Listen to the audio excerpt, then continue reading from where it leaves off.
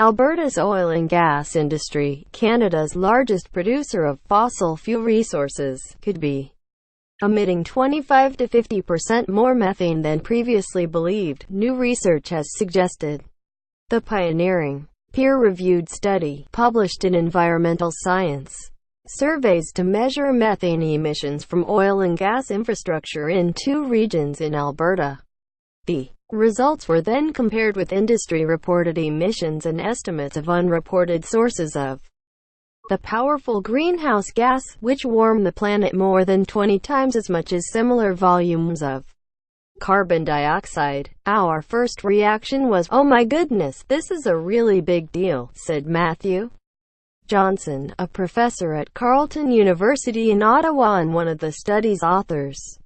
"If we thought it was bad, it's worse." Carried out last autumn, the survey measured the airborne emissions of thousands of oil and gas wells in the regions. Researchers also tracked the amount of ethane to ensure that methane emissions from cattle would not end up in their results. In one region dominated by heavy oil wells, researchers found that the type of heavy oil recovery used released 3.6 times more methane than previously believed. The technique is used in several other sites across the province, suggesting emissions from these areas are also underestimated. Canada's tar sands landscape from the air. In pictures, read more. In the second region, home to a mix of gas and light oil wells, researchers found results that were roughly equal to those reported by industry and unreported sources.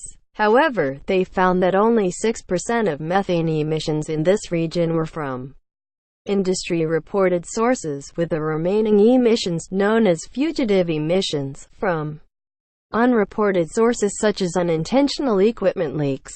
The finding could have major implications, as Alberta and Ottawa strive to reduce methane emissions by 45% from 2012 levels by 2025, said Johnson. It shows how much isn't captured in current reporting requirements, and therein is a challenge and an opportunity all wrapped in one.